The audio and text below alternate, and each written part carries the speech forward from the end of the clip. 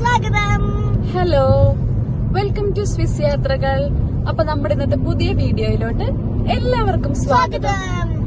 നമ്മൾ ഇന്ന് പോകുന്നത് ഒരു ചോക്ലേറ്റ് ഫാക്ടറിയിലോട്ടാണ് കേട്ടോ. അമ്മു, എന്താ തോന്നണേ? എല്ലാ ചോക്ലേറ്റും പൊറുക്കിക്കൊണ്ടുവരാൻ തോന്നുന്നു. അപ്പൊ നമ്മളിപ്പോ ഇറങ്ങിയിട്ടുണ്ട്.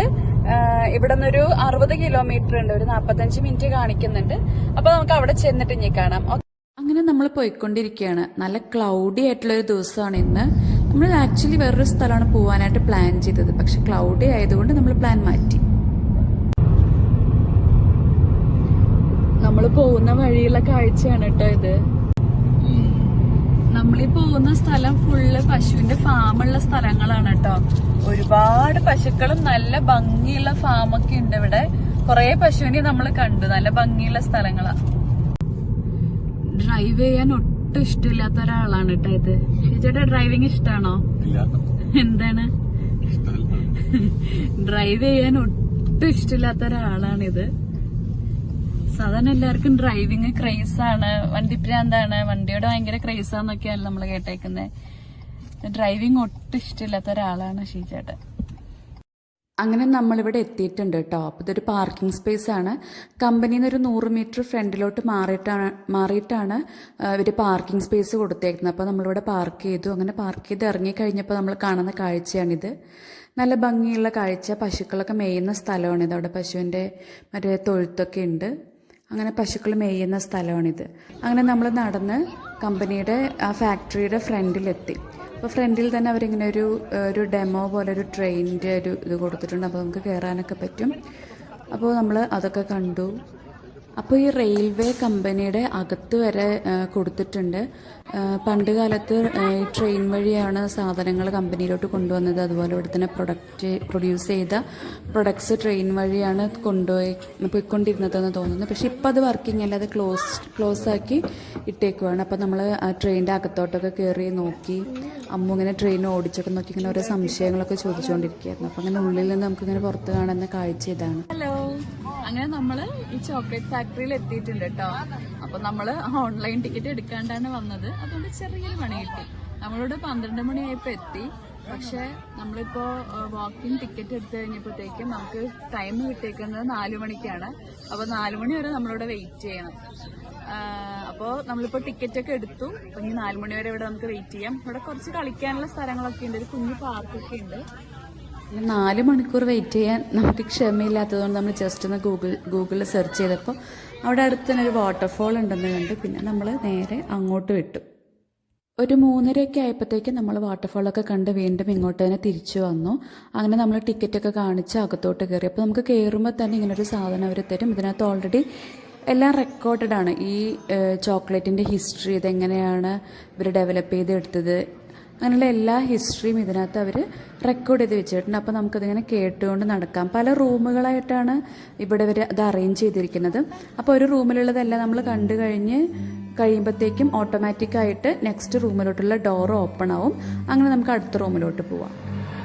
ഫ്രാൻസിസ് ലൂയിസ് ഖയെ എന്ന് പറഞ്ഞിട്ടുള്ള ആളാണ് ഇതിൻ്റെ ഫൗണ്ടർ. 1819 ഈ ചോക്ലേറ്റ്, ഈ ഖയെ എന്ന് പറഞ്ഞിട്ടുള്ള ഈ ബ്രാൻഡ് പുള്ളി ഫൗണ്ട് ചെയ്തിട്ടിരിക്കുന്നത്. ആദ്യം ഈ ഫ്രാൻസിസ് ലൂയിസ് ഖയെ എന്ന് പറഞ്ഞ ഒരാളും അയാളുടെ പാർട്ട്ണറുമായിട്ട് ഒരാളുണ്ടായിരുന്നു. പുള്ളിയും കൂടെ ഒരു ഗ്രോസറി ഷോപ്പാണ് നടത്തിക്കൊണ്ടിരുന്നത്. പിന്നെ അവരത് ഒരു ലാർജ് സ്കെയിൽ ഫാക്ടറി ആയിട്ട് അവരത് ഡെവലപ്പ് ചെയ്തെടുത്തു. പിന്നീട് അവർ പിരിഞ്ഞിട്ട് പിന്നെ ഈ ഖയെ സ്വന്തമായിട്ട് തന്നെ ഇയാളുടെ ബിസിനസ് പിന്നെയും ഡെവലപ്പ് ചെയ്തുകൊണ്ടിരുന്നു. അങ്ങനെ പടിപടിയായിട്ട് ഈ ബിസിനസ് സാമ്രാജ്യം ഇയാൾ വളർത്തിക്കൊണ്ടിരുന്നു. ബിസിനസ് നന്നായിട്ട് വിപുലീകരിച്ചു. പിന്നീട് 1852 ഈ പുള്ളി മരിച്ചു. അതിനുശേഷം ഇദ്ദേഹത്തിൻ്റെ വൈഫും 2 ആൺമക്കളും കൂടിയിട്ടാണ് ഇത് പിന്നെ നടത്തിക്കൊണ്ട് പോന്നിരുന്നത്. അപ്പോൾ ഇദ്ദേഹത്തിൻ്റെ മരുമകനാണ് ഡാനിയൽ പീറ്റർ എന്ന് പറഞ്ഞിട്ടുള്ള ആൾ. അപ്പോൾ കുറച്ച് നാൾ കഴിഞ്ഞപ്പോഴത്തേക്കും ഇയാളുടെ പേരിൽ ഇയാൾ തന്നെ പീറ്റർ ഖയെ എന്ന് പറഞ്ഞിട്ട് ഒരു ചോക്ലേറ്റ് പ്രൊഡ്യൂസ് ചെയ്തു. ഈ പുള്ളി തന്നെയാണ് മിൽക്ക് ചോക്ലേറ്റ് ഇൻവെൻറ്റ് ചെയ്തിട്ടുള്ള ആളും. അതിനുശേഷം പിന്നെ കുറച്ച് നാൾ കഴിഞ്ഞപ്പോൾ ഈ ഫ്രാൻസിസ് ലൂയിസ് ഖയയുടെ ഗ്രാൻഡ് സൺ അലക്സാണ്ടർ എന്ന് പറഞ്ഞിട്ടുള്ള ആൾ 1898 ഉള്ള ഈ ഫാക്ടറി ഫസ്റ്റ് തുറന്നത് ഇദ്ദേഹത്തിൻ്റെ ഗ്രാൻഡ് സൺ ആയിട്ടുള്ള അലക്സാണ്ടർ ലൂയിസ് ഖയെ എന്ന് പറഞ്ഞിട്ടുള്ള ഒരാളാണ്. നമ്മളിപ്പോൾ വന്നിരിക്കുന്ന ഈ സ്ഥലത്തുള്ള ഈ ഫാക്ടറി 1898 ഇവിടുത്തെ ഫാക്ടറി ഫസ്റ്റ് ഓപ്പൺ ചെയ്തിരിക്കുന്നത്. അത് അലക്സാണ്ടർ ലൂയിസ് ഖെയെ എന്ന് പറഞ്ഞിട്ടുള്ള ആളാണ്. പിന്നീട് 1929 പിന്നെ ഇതിൻ്റെ ഗ്രൂപ്പിൽ പിന്നെ കുറേ ആൾക്കാർ ജോയിൻ ചെയ്യുന്നുണ്ട് കേട്ടോ. എന്നിട്ട് ഇവരെല്ലാവരും കൂടെ ഒരുമിച്ച് 1929 നെസ്ലയായിട്ട് മെർജായി.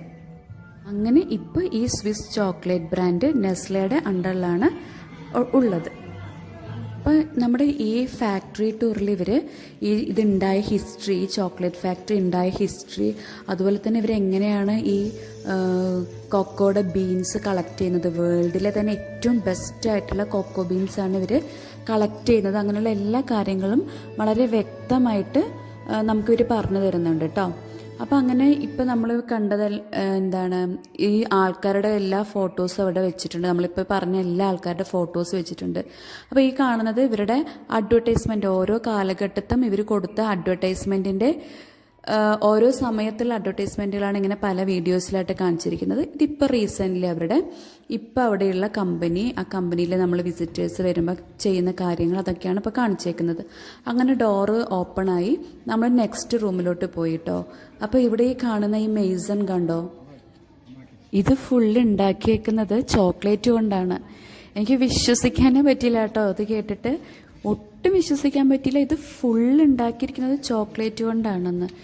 200 കിലോ ചോക്ലേറ്റ് ഉപയോഗിച്ചിട്ട് 100 hours കൊണ്ടാണ് ഇവരിത് നിർമ്മിച്ചിരിക്കുന്നത്. എന്തൊരു പെർഫെക്ഷനാല്ലേ, നല്ല പെർഫെക്റ്റ് ആയിട്ടാണ് ഉണ്ടാക്കിയിരിക്കുന്നത്. കറക്റ്റ് നമ്മൾ എങ്ങനെയാണോ കാണുന്നത് നമ്മൾ അതേ സെയിം രൂപത്തിൽ അതിൻ്റെ ഒരു മിനിയേച്ചർ മോഡലാണ് ഇവരിത് ഉണ്ടാക്കിയിരിക്കുന്നത് കേട്ടോ.